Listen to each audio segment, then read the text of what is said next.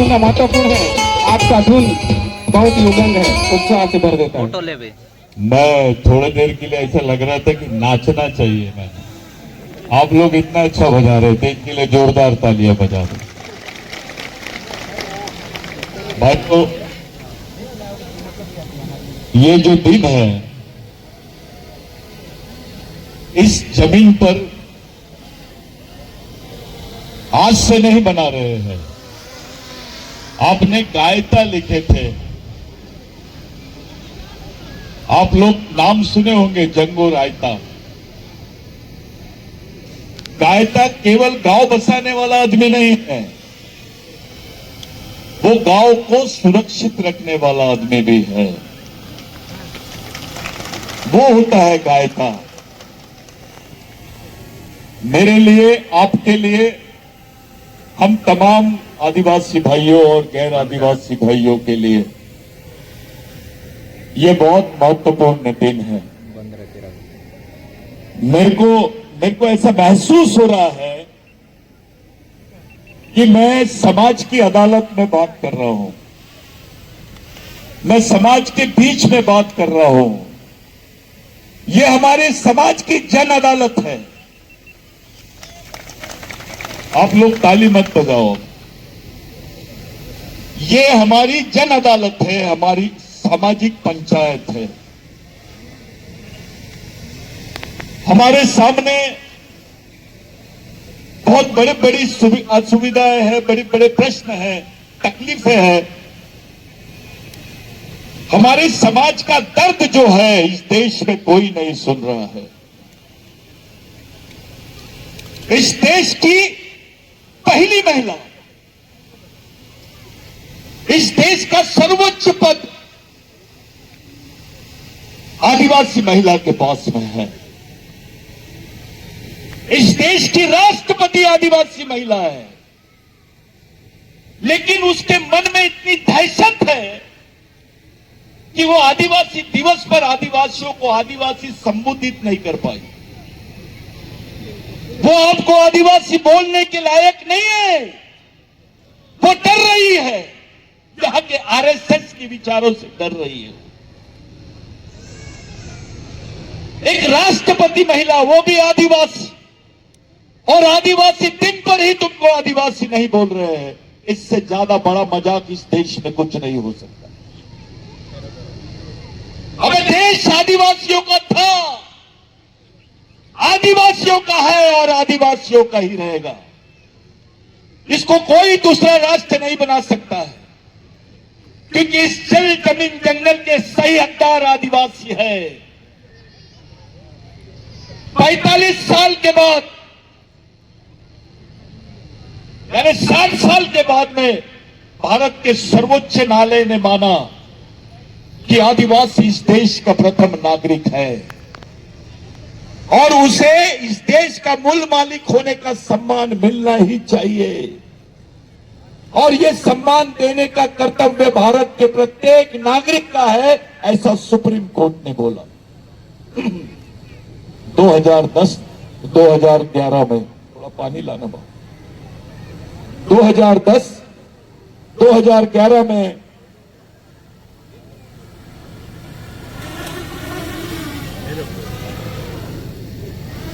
(2010) 2011 में supreme court ने माना कि आदिवासी देश का पहला माल मालिक है।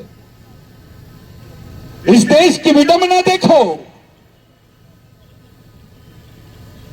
हाई कोर्ट ने बोला कि भगवान राम यहां पैदा हुए तो सब लोगों ने मान लिए। देश में भगवान राम का मंदिर बन गया। खुशी हुई कि भैया हाई कोर्ट ने बोला, सुप्रीम कोर्ट ने बोला और देश में भगवान राम का मंदिर मान लिए और बन भी गया। अबे लेकिन सुप्रीम कोर्ट ने बोला है कि आदिवासियों को यह मान्यता मिलनी चाहिए। बावजूद इसके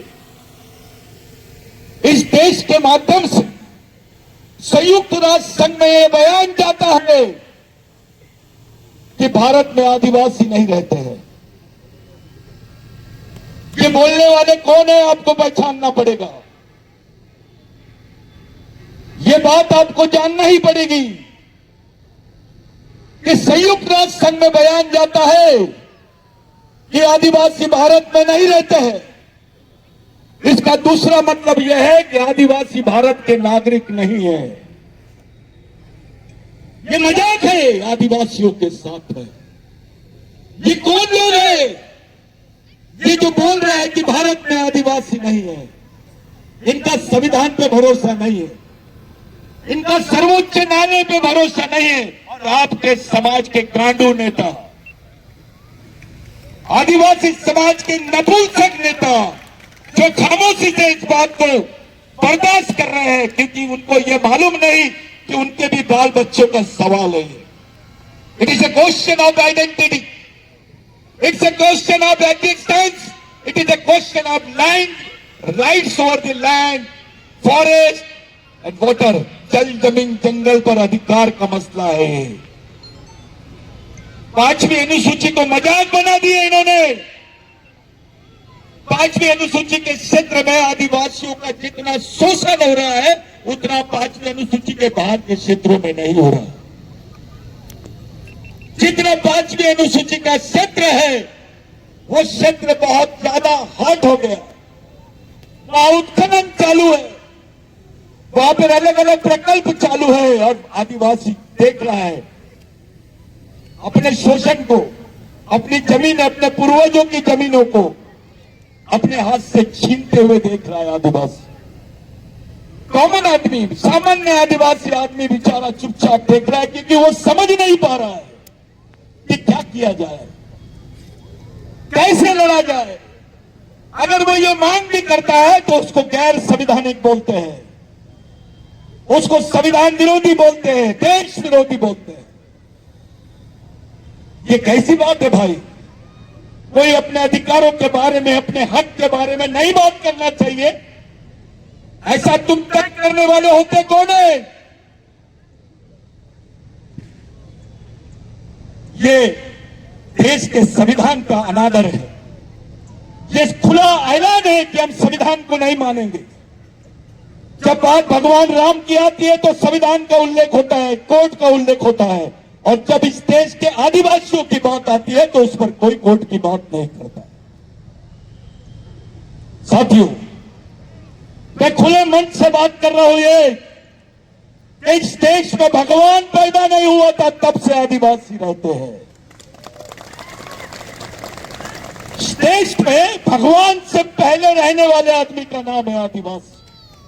ये एंथ्रोपोलॉजिकली प्रूफ है, ये मानव शास्त्रीय तरीके से प्रूफ है, ये सिद्ध हो गया है और सब जानते हैं कि इस देश का ओरिजिनल मालिक कौन है। अब सवाल इस बात का है कि आप लोगों के बीच में, समाज में हर 2 घर के बाद में एक सफेद कपड़े वाला नेता मिलता है। इस समाज में नेतागिरी का भूत छाया हुआ है। हर आदमी अपने आप को नेता समझ रहा है। अरे भाइयों, एक नेता बनाओगे तो 5 साल काम देगा, लेकिन एक कैडर, एक सामाजिक कार्यकर्ता बनाओगे तो पूरी जिंदगी भर समाज के लिए काम करेगा वो। इस मिशन में, इस मिशनरी काम के लिए आपको तैयार होना है। आपको किसी पार्टी के भरोसे अपने सामाजिक अधिकारों की लड़ाई नहीं लड़नी है। आपको दूसरों के भरोसे अपने सामाजिक अधिकारों की लड़ाई नहीं लड़नी है। आपको अपने पूर्वज, जिनके विचारों ने इस देश को खड़ा किया है, गुंडाधुर हो, तिरका मांझी हो, टंटा भील हो, राघोजी भांगरे हो, बाबूराव शर्मा के हो या क्रांति सूर्य महामानव भगवान बिरसा मुंडा हो, ये लोगों के विचारों से हमारा समाज चलेगा। नेताओं के विचारों से समाज बच नहीं सकता है। अगर समाज बचेगा तो समाज के शहीदों के विचारों से ही बच सकता है। हमारे लोग समझ नहीं पा रहे कि कैसे लड़ा जाए। आदिवासियों को समझने का मौका नहीं दिया जा रहा है।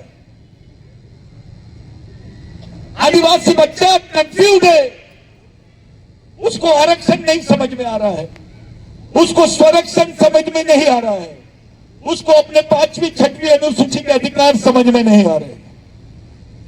इस देश में एक अलग चित्र दिखाई दे रहा है साथियों। जब एक कविता पढ़ी गई उसमें बताया गया कि भैया सबकी चिंता है, आदिवासी की चिंता नहीं है। जंगल बचाओ, पर्यावरण बचाओ, ये वो लोग समझा रहे हैं जिनका कोई लेना देना नहीं है जंगल से।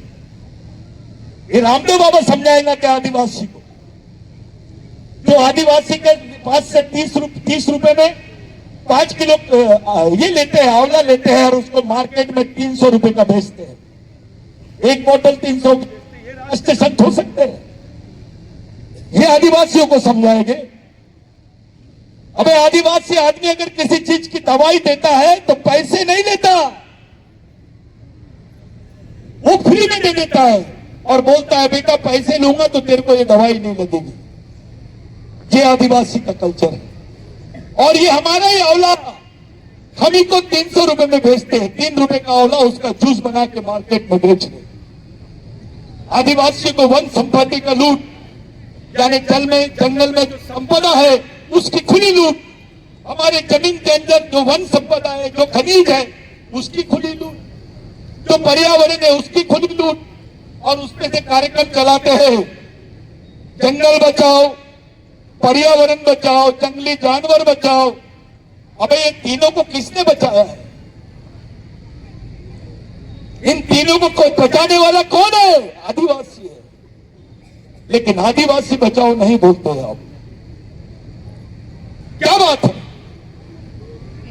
आपको जंगल चलता है, पर्यावरण चलता है, शेर चलता है, सुअर चलता है, आदिवासी नहीं चलता। ऊपर से आप तो वनवासी बोल रहे हैं। ये वैचारिक षड्यंत्र है साथियों। पहले आदिवासियों को मूल निवासी, फिर आदिवासी, अभी वनवासी, 5 साल बाद स्वर्गवासी। ये कार्यक्रम है।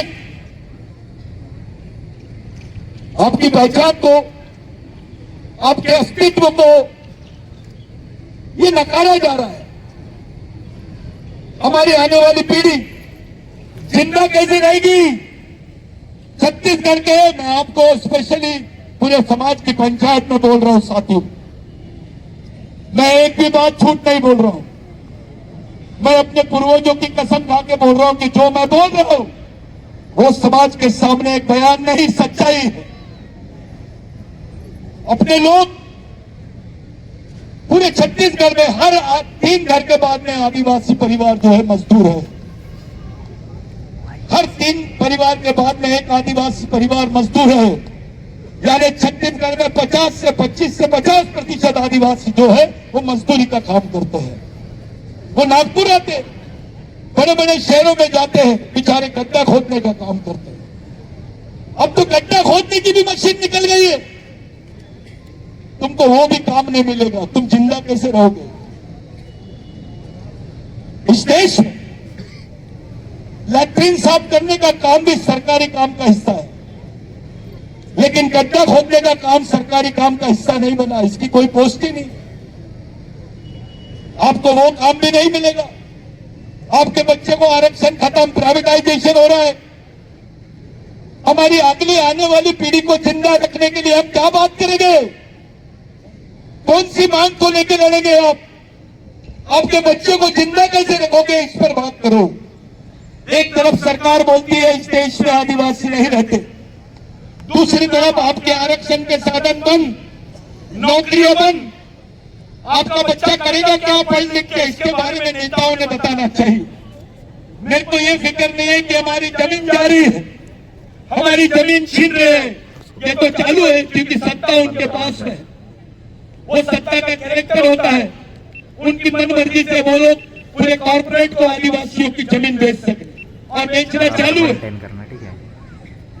लेकिन सवाल यह है, ये आदिवासी समाज कैसे बचेगा? मैं इस पर बात करने आया हूं कि हमारा जो समाज है ये कैसे बचेगा, किस तरीके से बचेगा, इस पर चर्चा कब करोगे तुम? साथियों, प्रस्ताव एक इतिहास का पन्ना बन जाएगा। यहाँ जितने पढ़े लिखे लोग हैं, समझदार लोग हैं, अगर आप स्तर को इतिहास बनने देना नहीं चाहते हो तो आज से समाज के लिए काम करो। अरे तुम्हारी पहचान है, तुम्हारी पहचान के साथ तुम्हारा अस्तित्व है, जल जमीन जंगल पे तुम्हारे अधिकार है। किसके भरोसे? कौन सा भगवान ने दिया? अगर बस्तर में गुंडा धुर का आंदोलन नहीं होता तो तुम्हारे हिस्से में 2 एकड़ 4 एकड़ 5 एकड़ जमीन नहीं आती। तुम इस देश के मालिक नहीं बनते, जमीन के मालिक नहीं बनते। तब तो कोई आरक्षण नहीं था संविधान बनने के पहले, तब किसी टाइप की कोई सुविधा नहीं थी। जिंदा रहने का एकमेव साधन था जमीन, और ये जमीन देने वाले भगवान का नाम है बस्तर में गुंडा धुर। ये भगवान है। मैं आपसे पूछता हूं, आपके रिकॉर्ड जाके चेक करो, कौन से नेता ने, कौन से राजा ने तुमको जमीन दिया? ये जमीन किसके आंदोलन से तुमको मिली? तुम्हारे बाल बच्चों के बदन पे कपड़े हैं। तुमको पहले क्रिमिनल ट्राइब बोलते थे, गुनहगार जमात। आदिवासियों को मारने पर किसी पे सजा नहीं होती थी, किसी पे एफआईआर नहीं होता था। वो क्रिमिनल ट्राइबल बिल बस्तर की याद दिलाता है। साथियों, ये जो आपके हिस्से में जमीन आई, आप अपने घर जाओ, पूछो, किसी से भी रिकॉर्ड निकालो, ये जमीन किसने दिया? ये लोग वो लोग हैं, टंटा भील, बिरसा मुंडा, राघोजी भांगरे, बाबूराव शर्मा के, भगवान बिरसा मुंडा, तिलका मांझी, ये वो लोग हैं जो तुम्हारे लिए शहीद हुए। जीसस क्राइस्ट को सूली पे चढ़ाए थे तो लोगों ने उसको भगवान की उपमा दी। अरे आदिवासियों के शहीदों को तो फांसी पे चढ़ाया गया डायरेक्ट, और वो हंसते हंसते चढ़ गए समाज के लिए। इतनी बड़ी चीज है समाज। अपने जीवन से ज्यादा उन्होंने समाज को महत्व दिए। अगर ये मरते नहीं तो हम जिंदा नहीं रहते। आज ये शहीद नहीं मरते तो हम जिंदा नहीं रहते। आज जो भी हमारा अस्तित्व है वो इन शहीदों के भरोसे है, और यही हमारे सच्चे भगवान है। इनके विचारों से समाज चल सकता है, क्योंकि इन्होंने अपने जीवन से ज्यादा महत्व समाज नाम की चीज को दी। साथियों, आदिवासियों के लिए समाज भगवान से बड़ी चीज है। भगवान से बड़ी चीज, भगवान बहुत छोटी चीज है समाज के सामने। क्योंकि आपका अस्तित्व, आपकी पहचान, आपका जीवन ये केवल समाज पर निर्भर है। अपने नाम से थोड़े देर के लिए आदिवासी निकाल लो। आपको अपने आप को थोड़े देर के लिए बोलो कि मैं आदिवासी नहीं हूं, आपकी औकात पता चल जाएगी इस देश में आप कौन हो। मोदी जी बोल सकते हैं मैं प्रधानमंत्री हूं, मैं इस देश का प्रधानमंत्री हूं, लेकिन हमारा भाई लंगोटी वाला जिसके पेट में रोटी नहीं है, पहनने को कपड़े नहीं है, वो फटी लंगोटी वाला खड़े होकर बोल सकता है मोदी जी जिस देश के आप प्रधानमंत्री हो उस देश का मैं मालिक हूं। इस देश ब्राह्मण होना बड़ी बात नहीं, इस देश का क्रिश्चियन होना बड़ी बात नहीं है, हिंदू होना बड़ी बात नहीं है, मुस्लिम होना बड़ी बात नहीं है। बड़ी बात है आदिवासी होना। जैसे ही तुम अपने आप को आदिवासी बोलते हो उस वक्त तुम इस देश के मालिक बन जाते हो। आपको तय करना है कि आप इस देश के मालिक हो या नागरिक हो। जम के बोलो। सभी एक नारा दिए थे, सरकार देश की चालक है, आदिवासी देश का मालक है। मेरे साथ बोलेंगे सब लोग, सरकार देश की चालक है, सरकार देश की चालक है। मैं बोलूंगा बच्चे बच्चे को सिखाना है, आपको बोलना है आदिवासी को बचाना है। बच्चे बच्चे को सिखाना है, बच्चे बच्चे को सिखाना है, आदिवासी को बचाना है। साथियों, मध्य प्रदेश और छत्तीसगढ़ में देखा, अपने लोग वहां पे लिखते हैं बड़ा पेन। ये झंडे पे क्या लिखा है? बड़ा पेन। अब कुछ लोग बताते हैं बड़ा पेन यानी महादेव, कुछ लोग बताते बड़ा देव हिंदी में, ये आदिवासियों को बेवकूफ बनाने की थ्योरी चल रही है। फड़ा यानी बड़ी और पेन यानी सिर्फ पेन, देव नहीं। पेन शब्द भगवान से भी बड़ा शब्द है। मैंने पहले ही बोला, भगवान पैदा नहीं हुए थे तब से आदिवासी रहता है। और ये जो पेन शब्द है ये देव का समानार्थी शब्द नहीं है। पूरे विश्व के लोगों को हम लोगों ने ऑक्सफोर्ड यूनिवर्सिटी में इसको थीसिस के रूप में भेजे है कि पेन नाम की संकल्पना भगवान से भी परे है, ऊपर है। अब लोग सोचने लग गए हैं कि भगवान से बड़ा कौन है। यह चर्चा का विषय बन गया है। पेन जो शब्द है यह भगवान शब्द नहीं है, यह उससे बड़ा शब्द है। इसलिए जो फड़ा पेन बोलते हैं वो बड़ी पेन है, बड़ी पेन, देव नहीं। आपको जो मिला है, जो कुछ आदिवासियों में है, वो है सबसे पहले संस्कृति, दूसरा उसकी पहचान और तीसरा उसके अधिकार। आपके पारंपरिक अधिकार इस देश में है, आपकी अलग पहचान इस देश में है। दुनिया के जितने भी धर्म है उसके निर्माता पुरुष है, लेकिन आदिवासी संस्कृति की निर्माता महिला है। इसलिए फड़ा पेन लिखे है। चाहे इस्लाम ले लो, हिंदू धर्म ले लो, क्रिश्चियन धर्म ले लो या सिख धर्म ले लो, इसके निर्माता पुरुष है, लेकिन आदिवासी संस्कृति की निर्माता महिला है।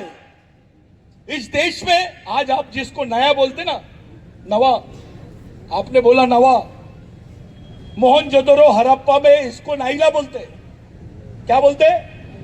पतिंतड़ों नाइला, गोंडीते नाइले का मतलब पतियांता। नाइला का मतलब क्या होता है? नाइला यानी उत्पादन करने वाली, उत्पादन करने वाली। कोयातुड़ यानी कृषि पूर्व समाज। जब कृषि नहीं थी तब भी आदिवासियों का अस्तित्व था, उसको कोया बोलते हैं। जो कोई तुर है, कोय है, उसका उल्लेख आज भी आपको ऋग्वेद में मिलेगा, यजुर्वेद में मिलेगा। इसका उल्लेख वेदों में भी आया है। पहले हमको असुर बोलते थे। 1700 साल पहले गोंड नाम का शब्द आया। तुम्हारा प्रधान नाम का, भील नाम का, हलवा नाम का, और जितने आदिवासी ये 1700 साल हुए जब हम पे आक्रमण हुआ तब से। लेकिन उसके पहले हमको असुर बोलते थे, दस्यु बोलते थे, भूत बोलते थे, पिशाच बोलते थे। मैं बार बार समझाता हूं कि ये गांडोगिरी वाली विचारधारा बंद करो। अपने आप को गोंड का नेता, अपने आप को मुरिया का नेता, अपने आप को हल्बी का नेता, अपने आप को मुंडा का नेता। अबे क्या लगा है? सिर्फ इससे तुम लीडर बन सकते हो, समाज को कुछ नहीं मिल सकता है। यह वैचारिक गांडूगिरी है। आंदोलन तुमको समाज को एक लाने के लिए करना पड़ेगा। यह सिद्ध हो चुका है कि जितने आदिवासी हैं भारत के, उनका डीएनए, जम के बोलो, उनकी संस्कृति, तो समाज भी, आंदोलन भी और विचारधारा भी। तो फिर कहां से नई नई दुकान खोल रहे हो? कोई आता है भाऊ मैं राष्ट्रीय अध्यक्ष हूं, कोई आता है मैं सचिव हूं, महासचिव हूं। अबे मैं अंतरराष्ट्रीय अध्यक्ष बनाता तेरे को, यहां पर आ और तेरा भेजा बता कि तू इस समाज को बचा पाएगा कि नहीं पाएगा। ये खेल गम्मत नहीं है, ये पॉलिटिक्स नहीं है। ये आने वाली पीढ़ी जिंदा कैसे रहेंगी इस पे बात करने की सवाल है। ये मजबूत सवाल है। मैं झूठ पर बात नहीं करना चाहता हूं। सच बोलो, सच समझो, वास्तविकता में जियो, तो समाज के सामने सही सिद्धांत जाएगा। बात साथियों, आज की जरूरत है हम एक विचारों पे अपना सामाजिक मिशन पूरे देश में खड़ा करें। पूरे देश में हमारा एक वैचारिक मिशन होना चाहिए। यहां तक के कि हमारा अंतरराष्ट्रीय स्तर का भी सामाजिक मिशन होना चाहिए। मैं तुम लोगों को बोलता हूं, पाकिस्तान भारत का हिस्सा था कि नहीं? नेपाल भारत का हिस्सा था कि नहीं? बांग्लादेश भारत का हिस्सा था कि नहीं? नागालैंड भारत का हिस्सा था कि नहीं? अभी भी है। मैं ये पूछता हूं, पाकिस्तान में आदिवासी मिल रहा है, नेपाल में आदिवासी मिल रहा है, श्रीलंका में आदिवासी मिल रहा है, बांग्लादेश में आदिवासी मिल रहा है, भारत में क्यों नहीं मिल रहा? ये षड्यंत्र है, इसको समझो। ये मोहनजोदारो की जो लिपियां मिली है, ये संस्कृत में नहीं पढ़ी जा सकती। इस देश में संस्कृत को सम्मान दे दिया गया, हमको कोई तकलीफ नहीं है, उसको प्रथम भाषा का दर्जा मिला। तुम्हारा क्या है? तुम्हारी बोली भाषा जो संस्कृत आया नहीं था उसके पहले से इस देश में है, उसको कौन सी भाषा का दर्जा देंगे आप? ये आप लोगों को समझना पड़ेगा। हर आदमी का एक अलग मकाम, अपने आप को श्रेष्ठ दिखाने के चक्कर में इस देश में सब लोग अपने अपने तरीके से वंशवाद की विचारधारा को फैला रहे हैं। आदिवासियों के सामने प्रश्न यह है कि वो अपनी संस्कृति को कैसे बचाए। आदिवासी के सामने प्रश्न यह है अपने अधिकारों को कैसे बचाए, अपने आप को कैसे बचाए, अपने आने वाली पीढ़ी को कैसे बचाए। मणिपुर ने साबित कर दिया कि इस देश का दृष्टिकोण आदिवासियों की तरफ देखने का क्या है। महिला राज्यपाल थी मणिपुर की, महिला राष्ट्रपति है देश की, और आदिवासी महिला को खुलेआम दंगा घुमाया जा रहा है। उसको भरे चौक पे गोली मार दी। किस कौन से समाज के साथ में हुआ ऐसा? अचानक आदिवासियों के साथ में कैसा हुआ? इस पर भी चर्चा करो। इस देश के कॉरपोरेट्स, इस देश के पूंजीपति लोग, उसमें आदिवासी भी शामिल है, ये उनकी दलाली कर रहे हैं। नेता का पहला नंबर लगता है। तुमके दिमाग में ऐसा मत सोचना छत्तीसगढ़ आदिवासी राज्य है तो होना चाहिए। नागपुर से दिल्ली जाने वाली यानी ट्रेन का नाम गोंडवाना एक्सप्रेस रख दिए तो गोंड फ्री में जाएगा क्या? ये चॉकलेट दे रहे हैं आपको। हमको आदिवासी राज्य नहीं होना, आदिवासियों का राज्य होना, इसमें बहुत फर्क है। आपका नाम का कोई बात कर लिए, छत्तीसगढ़ आदिवासियों का है, सब बोलते हैं आदिवासी राज्य है। यहां पे सबसे दयनीय हालत आदिवासियों की है। बेचारे 8 महीना घर में नहीं रहते हो, उनके बाल बच्चे क्या पढ़ते होंगे दूसरे प्रदेश में जाकर। वो जाते हैं, उनके साथ क्या क्या अन्याय होता है आपको मालूम है? हमारी मां बहनों के साथ रेप होता है, ठेकेदार लोग रेप करते हैं, उनको मजदूरी नहीं मिलती है, उनका खाना भी पेट भर के नहीं खा सकते तो शाम में मंदिर के सामने भीख मांगते हुए दिखाई देते हैं। मजदूरी करने पर भी उसका पेट नहीं भर रहा और इतने मजबूर हो गए कि भीख मांगने के लिए तैयार है अपने बाल बच्चों का पेट पालने के लिए। कौन से समाज की ऐसी अवस्था है भाई? कौन से समाज? डॉक्टर बोलता है सबसे ज्यादा आदिवासी मर रहे हैं। जितने कुपोषित क्षेत्र है जहां खाने को नहीं मिलता है वहां ये लोग ब्लड बैंक के कैंप्स लगाते हैं, जिसको रक्तदान शिविर।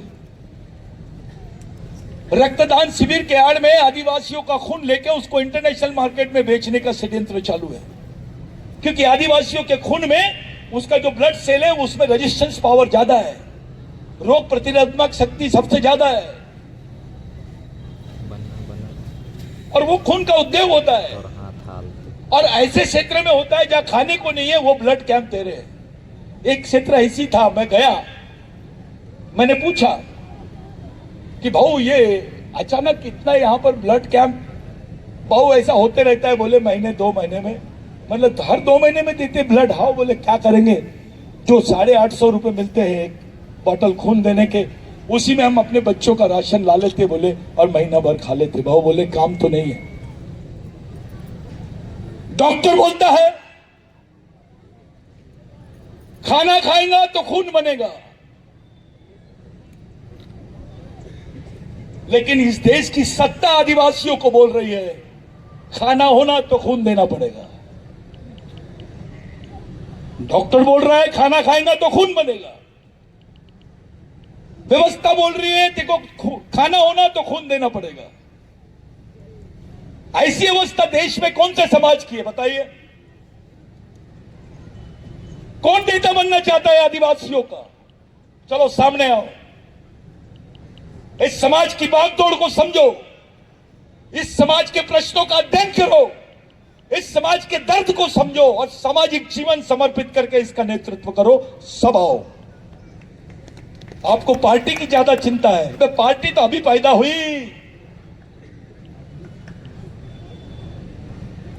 तेरे पार्टी में तेरी इज्जत इसलिए है क्योंकि तू आदिवासी है। तेरे ऑफिस में तेरे को नौकरी इसलिए है क्योंकि तू आदिवासी है।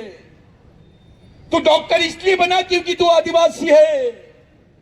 तू इंजीनियर इसलिए बना क्योंकि तू आदिवासी है। टीचर इसलिए बना क्योंकि तू आदिवासी है। अगर आरक्षण नहीं रहता तो तेरी औकात क्या है? जिस समाज ने सब कुछ दिया तेरे को, उसको क्या टाइम दे रहे हैं आप? ऐसे नाचने गाने हम गाते हैं, चलो अच्छी बात है, उसमें मेरे को 10,000 लोग दिखते हैं। शादी के कार्यक्रम में 10,000 और मैयत में साले 200 लोग दिखते हैं। ये अवस्था होगी समाज की। मेरे को किसी ने सुबह बोला, भाऊ आदिवासी दिन के प्रोग्राम में आपको आना है। बिल्कुल आऊंगा, लेकिन आदिवासी दिवस में नाचते गाजते हुए हमारे 1 लाख लोग दिखाई देते हैं, लेकिन जब किसी वास्तविक बुनियादी मुद्दे पर आंदोलन होता है, अपने 200 लोग सड़क पे नहीं दिखते। आश्रम स्कूल में बच्चों की क्या हाल है देखो। अरे किताब नहीं है आदिवासियों पर आज, बस्तर की संस्कृति पर। बस्तर की एंथ्रोपोलॉजी रिपोर्ट कहां है? मेरे को बताइए, पढ़े लिखे लोग हैं, आप बताओ कौन से लाइब्रेरी में? मैं जाना चाहता हूं। क्या बताऊंगे अपने बच्चों को? एक मुस्लिम भाई अपने बच्चे के हाथ में कुरान शरीफ देता है और बोलता है बेटा तेरे जीने मरने का रास्ता है। एक क्रिश्चियन भाई अपने बच्चे के हाथ में बाइबल देता है और बोलता है ये तेरे जीने मरने का रास्ता है बेटा। एक हिंदू भाई अपने बच्चे के हाथ में रामायण महाभारत पुराण देता है और वो बोलता है ये तेरे जीने का रास्ता है। एक सिख भाई अपने बच्चे के हाथ में गुरु ग्रंथ साहब देता है, वो बताता है। एक बौद्ध भाई डॉक्टर बाबा साहब अंबेडकर का लिखा हुआ ग्रंथ बुद्धा एंड हिज धम्मा, वो उसके हाथ में देता और बोलता है कि तेरा ये जीने मरने का रास्ता, इसको लेके चल। ये पूरे समाज जो है, जितने भी धर्म के लोग हैं, इनका अपना काम है। इनके स्कूल चलते हैं, इनके मिशन है। लड़कियां नन बन जाती है, भिक्खू बन जाते हैं, उनके सेंटर है। अरे आप तो इनसे पहले के लोग हैं। आपके बच्चे ने आपसे पूछा कि मैं कौन हूं इस देश में, मेरा इतिहास क्या है, मैं कौन सी किताब पढ़ूं? आप कौन सी किताब उसके हाथ में दोगे बताइए? है कुछ देने के लिए है आपके बच्चों के पास? कुछ नहीं है। यानी हमारा समाज आज अपंग हो गया है, वैचारिक रूप से अनाथ हो गया है। और एक नई फसल आ रही है गांडूगिरी की, कि मैं ये समाज का नेता, मैं वो समाज का नेता। मैं दुश्मन तो बांटना ही चाहता है तेरे को। बटेगा तो लड़ेगा कैसे? और लड़ेगा नहीं तो बचेगा कैसे? बचेगा नहीं तो जिएगा कैसे? समाज को एक नई दिशा, एक सामाजिक शिक्षण की दिशा हमको देने की जरूरत है। अगर वो नहीं करेंगे हम, तो आने वाले समय में हमारी जनरेशन हमको माफ नहीं करेगी। सब कुछ छीन लिए हमसे। याद रखना, ये हमारी अंतिम पीढ़ी द्वारा अंतिम पीढ़ी को बचाने के लिए लड़ी जाने वाली अंतिम लड़ाई है। अगर ये लड़ाई हम हार गए तो इस देश से आदिवासियों का नामो निशान खत्म हो जाएगा। इस देश में षड्यंत्र चल रहा है आदिवासी मुक्त भारत बनाने का।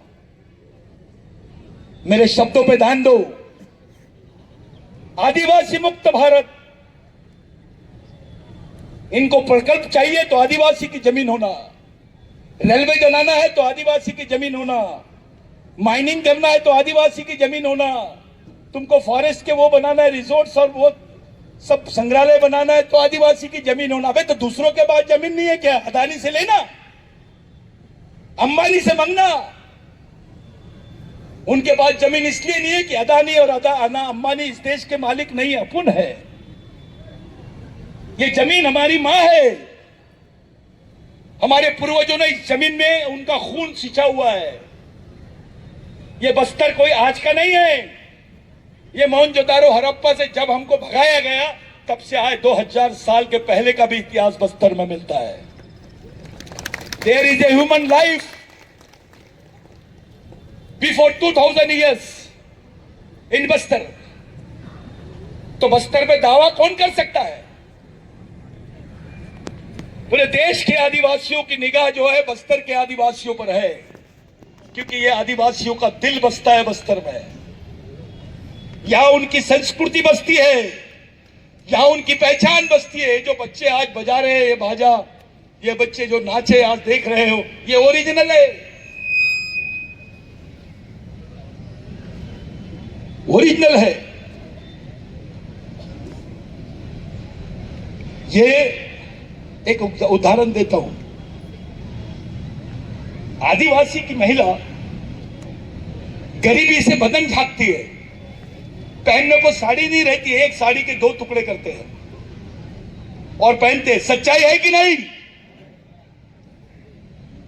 और उसका बदन दिखा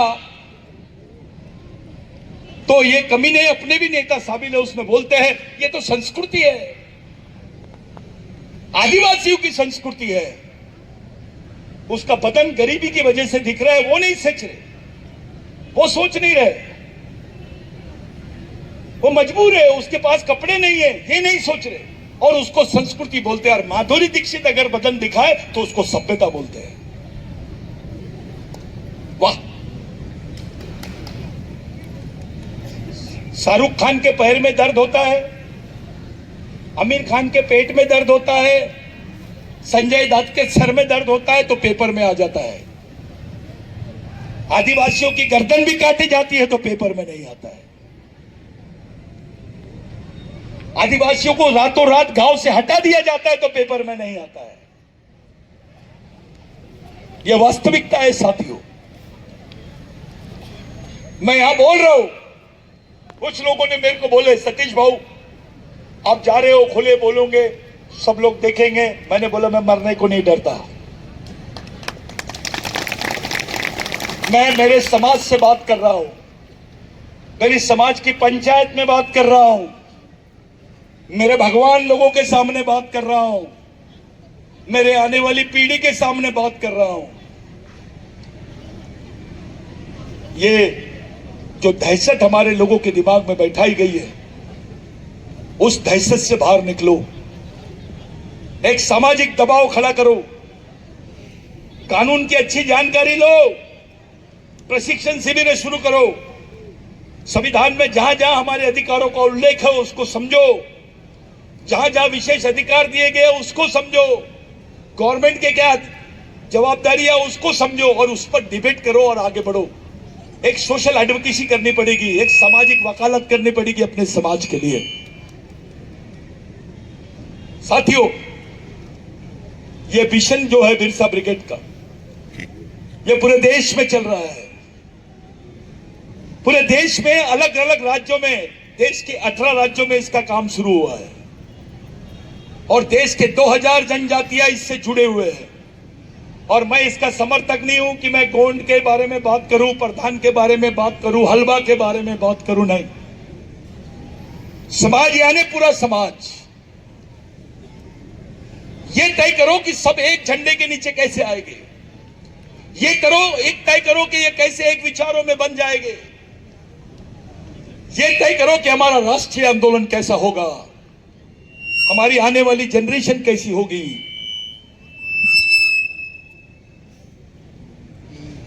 ये तय करने का समय है साथियों। जिन लोगों ने मेरे को बुलाए, बात तो बहुत करना चाहता था मैं आपसे। मेरे को ऐसा लगा था कि ये कार्यक्रम अगर 12 बजे 1 बजे शुरू होता तो मैं 4 घंटे तक बोलता। मेरे को जाने की तैयारी करना है और अब सुनने के लिए मत तैयार रहो, समझने के लिए तैयार रहो और करने के लिए तैयार हो जाओ। बिरसा मुंडा ने बोला था कि समाज आर्थिक रूप से गरीब रहेगा चलेगा, लेकिन विचारों से गरीब नहीं रहना चाहिए। जो समाज विचारों से गरीब रहता है वो गुलाम पैदा होता है और गुलाम ही मर जाता है। हमको गुलाम मरना नहीं है, हमारी आने वाली पीढ़ी को गुलाम नहीं बनाना है। हम इस देश के मालिक थे, हैं और रहेंगे। हम इस देश के संविधान की रक्षा अगर कोई कौम कर सकती है इस देश में, केवल आदिवासी कर सकता है। और ये सच्चाई है आदिवासी कि अगर आदिवासी जिंदा रहेगा तो इस देश की मूल संस्कृति, मूल भारतीय संस्कृति जिंदा रहेगी। जिस दिन आदिवासी खत्म हो जाएगा, भारत की ओरिजिनल संस्कृति खत्म हो जाएगी। मानव शास्त्र में क्या पढ़ाते हैं? आदिवासियों के बारे में पढ़ाते हैं। समाज शास्त्र में क्या पढ़ाते हैं? आदिवासियों के बारे में पढ़ाते हैं। अभी अभी नया नया आ गया कि कुछ भगवानों के बारे में जबरदस्ती पढ़ा रहे हैं। साथियों, जिस परिस्थिति से हम लोग गुजर रहे हैं उस परिस्थिति का आकलन घर जाके करना। मैं आपको बता के जा रहा हूं, 3 साल बाद में बस्तर में आदिवासी समाज का अस्तित्व खत्म हो जाएगा। बस्तर रहेगा लेकिन आदिवासी खत्म हो जाएगा। मेरे इशारों को समझो, घर घर शुरू करो, समाज जोड़ो अभियान चलाओ, आदिवासी अधिकार अभियान चलाओ, एक एक घर को जोड़ो। वो कोई भी पार्टी में रहे, वह पार्टी तो अभी आई। पार्टी बढ़ेगी समाज, जम के पार्टी बढ़ेगी समाज, नेता बड़ा की समाज। ये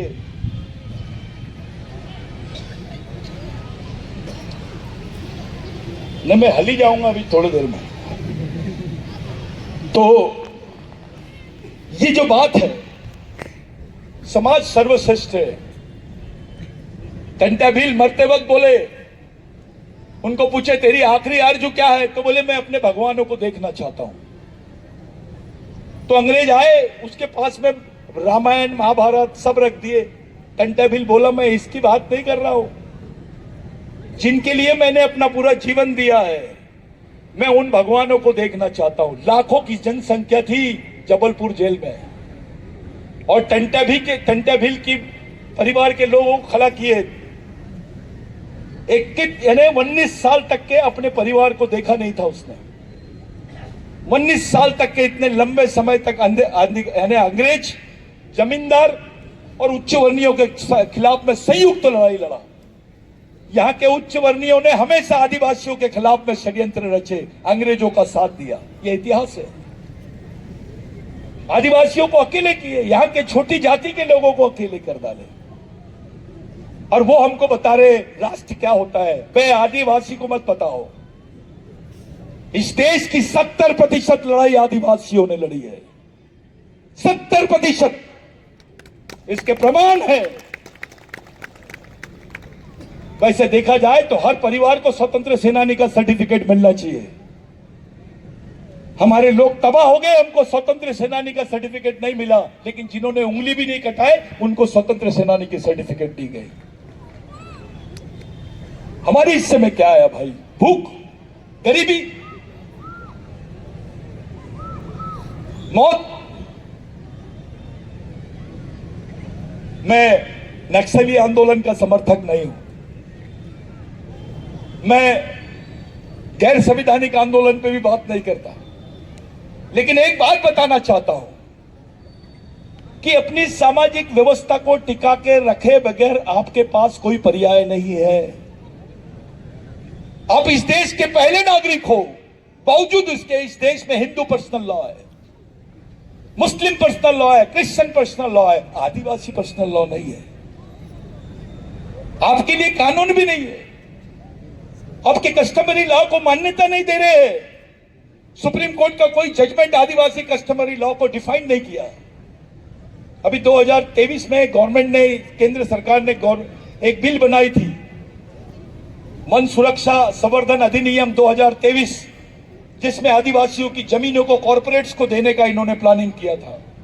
कोई बात नहीं किया। मैं गया, मेरे को कुछ लोग समझाए मत जा, तेरे को मार देंगे। मैंने बोला हम वैसे ही मरे हुए लोग हैं, और हमारे शहीदों से हमको एक ही प्रेरणा मिली है, बेटा जियो तो शान से और मरो भी शान से हमने पिटीशन डाले सुप्रीम कोर्ट में, गवर्नमेंट को पार्टी बनाया। आज सुप्रीम कोर्ट में वो जजमेंट स्टे हुआ है। नहीं तो कम से कम 4 करोड़ आदिवासी विस्थापित हो गए रहते जंगल से, वो कानून से। आपको आपके इतिहास के साथ खत्म करने का षड्यंत्र रच दिए थे। मैं किसी जाति विशेष पे बात नहीं करता। कुछ लोग मेरे को बोले भाऊ एक विशेष जाति का यहाँ पर बहुत बड़ा ये है। मैंने बोला नहीं, कुछ ब्राह्मण साथी भी थे जो ईमानदारी से आदिवासियों का साथ दिए, कुछ क्रिश्चियन साथी भी थे जो आदिवासियों के लिए लड़े, कुछ मुस्लिम साथी भी है जो आदिवासियों के लिए ये साथ दिए। आदिवासियों ने कभी किसी के साथ भेदभाव नहीं किया, ना वो किसी धर्म को भेदभाव तरीके से देखता है ना आदमी को। हमारे घरों में कोई जात नाम की और भेदभाव नाम की कोई व्यवस्था नहीं है। हमारा फड़ा पेन, हमारी फड़ा पेन ही बहुत खतरनाक है। हम आदिवासी संस्कृति को मानते हैं। हमारे यहाँ माँ का स्थान भगवान से बड़ा है। हम यहाँ के पेड़ पौधे पहाड़ सब लोगों को पूछते हैं, इनको मान्यता देते हैं, इनका सबसे ज्यादा आदर करते हैं। और जो हमारा पेन है वो भगवान से पहले का पेन है, जिस पर बात करना अभी उचित नहीं है। किसी दिन कैडर में बैठेंगे।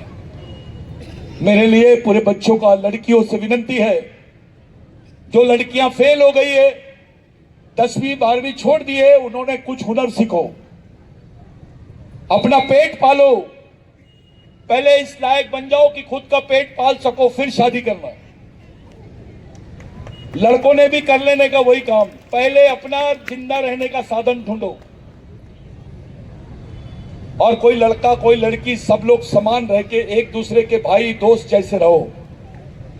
अपने आदमी को अपन सम्मान नहीं देंगे तो कौन देगा?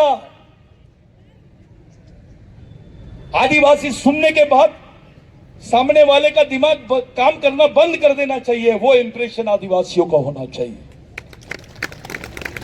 आप लोग इतने देर से बैठे हैं, मेरा तो काम ही है बोलना। मैं इसी काम के लिए आपके बीच में आया साथियों। मेरा उद्देश्य आपको आपके सामाजिक जीवन की तरफ ले जाना था। बिरसा मुंडा ने क्या किया था? कृष्ण धर्म लिया, उसको भी छोड़ा। वैष्णवी धर्म लिया यानी हिंदू धर्म लिया, उसको भी छोड़ा। और आखिरी में बोला गुलामों का कोई धर्म नहीं होता, गुलामों का एक ही धर्म होता है, संघर्ष संघर्ष और संघर्ष। ये बिरसा मुंडा ने बोला। जब उसको मार रहे थे, उसकी 2 स्टोरी है बिरसा मुंडा की मौत की। एक स्टोरी ऐसी है कि उसको फांसी दे दिए, पॉइजन दे दिए। और दूसरी स्टोरी ऐसी है कि रात भर जैसे बकरा काटते उसके बाद उसकी चमड़ी निकालते हैं, वो चमड़ी निकाली गई रात भर और खून निकलते रहा। और उससे एक सिग्नेचर करवा रहे थे कि बोल तू इस देश का आदिवासी नहीं है, तू यहां का मूल मालिक नहीं है। बिरसा मुंडा रात भर तड़पते रहा। आखिरी सांस तक बिरसा मुंडा के एक ही शब्द थे, मैं आदिवासी था, आदिवासी हूं और आदिवासी ही मेरे खून का कतरा कतरा मेरे समाज की युवा पीढ़ी में जान फूकेगा। वो अपने अस्तित्व की लड़ाई लड़ेंगे, वो अपनी मालकियत की लड़ाई लड़ेंगे, वो अपने मानवता की लड़ाई लड़ेंगे, अपनी संस्कृति समाज और सभ्यता को जिंदा रखेंगे, देश को जिंदा रखेंगे। बिरसा मुंडा ने एक छोटी सी बात बोली थी एक फादर को कि आप तो धर्म का पाठ पढ़ाते हैं, अगर आदिवासियों को जिस दिन समझ लेंगे तो किसी चीज की जरूरत नहीं है। आदिवासी एक ऐसी संस्कृति है कि किसी भी धर्म का आदमी उसमें खुशी रहेगा, क्योंकि उसमें भेदभाव नहीं है। विश्व में सबसे बड़ी आज ताकत अगर कोई है, साइंटिफिक ताकत, वो आदिवासी संस्कृति है। ग्लोबल वार्मिंग में यूनाइटेड नेशंस में भी बोलने लग गए लोग, साइंटिस्ट बोलने लग गए, अगर इस देश के विश्व के पर्यावरण को, मानव जाति के जीवन को, प्राणियों के जीवन को अगर कोई चीज बचा सकती है तो वो आदिवासी संस्कृति है। साथियों, जाते जाते पढ़े लिखे लोगों के लिए एक इशारा करके जाता हूं। कुछ गलती होंगी तो माफ कर देना। आपका भाई हूं, आपका बच्चा हूं। मैं एक समाज की अदालत में बात कर रहा हूं, ये सोच के बोल के जा रहा हूं। इन लोगों ने पहले एक्सपेरिमेंट किया आर्टिकल 370 का कश्मीर। लेकिन इनकी नजर थी 71 और 72 पे। 371 और 300 किसके आर्टिकल है ये? 5वीं और 6वीं अनुसूची के आर्टिकल है। जो मणिपुर में हो रहा है, नॉर्थ ईस्ट में 7 सिस्टर्स बोलते हैं उसको, और जो बस्तर में हो रहा है, गढ़चिरौली, नंदुरबार, बाकी क्षेत्रों में, नासिक, सह्याद्री बेल्ट, यहां जो हो रहा है ये 5वीं अनुसूची के क्षेत्र है। यहां पर भी वही जमीनी होना इनको। हमसे पूछो तो सही, हमको सहमति तो लो, हमारे साथ तो दो, हमको हिस्सेदारी तो दो। वन वे चल रहा है, वन वे। ये समझो, आप लोग अपने अधिकारों के लिए, संविधान के लिए और अपने सामाजिक जीवन के लिए, अपने आने वाली पीढ़ी के लिए क्या कर सकते हो, इस पर बात करो। इसमें समाज का पढ़ा लिखा आदमी, कर्मचारी, अधिकारी, नेता, ये समाज के गॉड है। गॉड यानी GOD, गॉड यानी भगवान। G for guardian, O for owner, D for driver. पालक, मालक और चालक। किसी ने तुमसे पूछा, एक गाड़ी का भी चालक, पालक, मालक रहता है। किसी ने तुमसे पूछा आदिवासियों की चालक, पालक, मालक कौन है? क्या जवाब दोगे? क्या जवाब दोगे? जिस समाज में तुम जीते हो, उस समाज के चालक, पालक और मालक कौन है? कौन ले रहे तुम्हारी जवाबदारी? तो जो समाज का पढ़ा लिखा वर्ग है, वही समाज को धोखा दे रहा है। जो गॉड होना चाहिए, GOD गॉड, वो उल्टा हो गया, DOG डॉग हो गया, वो कुत्ता बन गया। ये समझने वाली चीज है। जो समाज का हेडमैन था, वो डेडमैन बन गया भाई। तो सब लोगों ने मिलकर, चाहे मजदूर हो, क्लास 1 ऑफिसर हो, नेता हो, मंत्री हो, संतरी हो, युवा हो, महिला हो, मजदूर हो, सब लोगों की जवाबदारी समाज के प्रति होती है। समाज सर्वश्रेष्ठ है, समाज के आगे सब समान। इस समाज नाम की संकल्पना, समाज नाम की परिभाषा, समाज नाम की चीज और समाज नाम की विचारधारा को आप लोग मरने मत दो। ये जिंदा रहेगा समाज तो आप जिंदा रहोगे, समाज सुरक्षित रहेगा तो आप सुरक्षित रहोगे, समाज जीवित रहेगा तो आपके अधिकार जीवित रहेंगे। भाई, आप अपने सामाजिक जीवन को, आने वाली पीढ़ी को कैसे निखार सकते हो, कैसे बचा सकते हो, इसकी तरफ गंभीरता से बात करो। समाज के लिए समझदार और ईमानदार आदमी की जरूरत है। वो समझदार है लेकिन ईमानदार नहीं है, क्या करोगे? ईमानदार है लेकिन समझदार नहीं है, क्या करोगे? बिल्ली का गूं न लीपने का पोतने का। बहुत अच्छा आदमी है, किसी के लेने देने में नहीं रहता है, सुबह उठता है और ड्यूटी जाता है, शाम को घर में आता है, इतवार के दिन मटन खाता है, दारू पीता है। बहुत अच्छा आदमी है, किसी के लेने देने में नहीं रहता है, अधिकारी है। अबे ये तो मरा हुआ आदमी है, ये जिंदा आदमी कहां है? समाज के प्रति क्या योगदान है उसका? समाज मरे हुए आदमी नहीं चलाते साथियों, समाज जिंदे लोग चलाते हैं। चाहे मजदूर हो, उसका भी बहुत बड़ा योगदान होता है।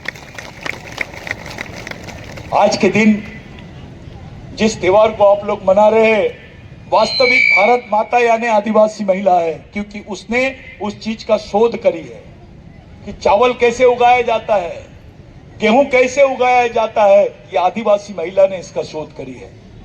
तो ये कोई काल्पनिक भारत माता की बात नहीं कर रहा हूं, वास्तविक भारत माता कौन है? लेकिन देश में ट्रेंड बहुत अलग है।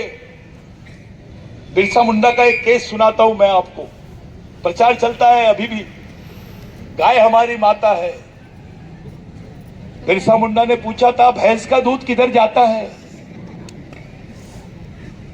अबे गाय मां है तो भैंस बड़ी मां है, क्योंकि ज्यादा दूध देती है। क्योंकि वो काली है, उसको मां नहीं बोलते आप, और भैंस, वो गाय गोरी है तो उसको मां बोलते हो। भाई मां तो मां होती है, चाहे वो काली रहे या गोरी रहे। आदिवासियों में अब भी भैंस का स्थान माता जैसा है, इसके प्रमाण है। आदिवासी संस्कृति बहुत ऊंची है साथियों। कुछ लोग हंसते हैं, आदिवासी लोग के बीच में मैं आया, मैं अपनी बात हमेशा रखते रहूंगा आपके बीच में, मैं जहां भी रहूंगा आपके साथ हूं, मिशन आपके साथ में है। कई लड़के जो इंजीनियर है, डॉक्टर है, IAS है, घर बार छोड़ के इस मिशन को चला रहे हैं।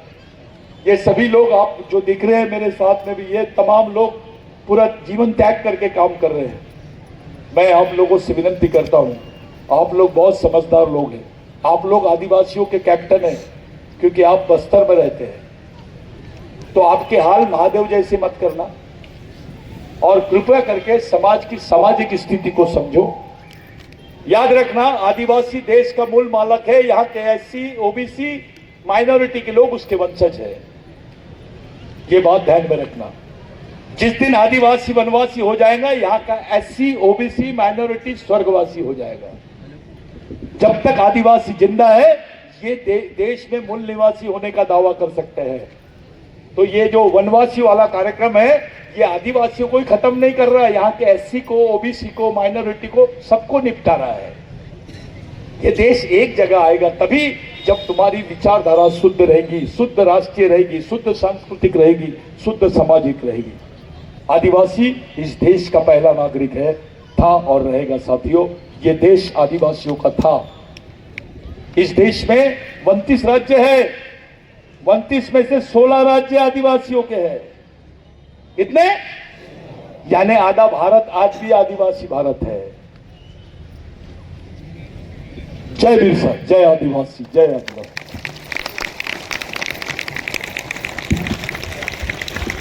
बहुत बहुत सेवामान सतीश पेंद्राम दादा, आपने हमें, हमारे अंदर जो हमारा कौम है, आपका आत्मा जो है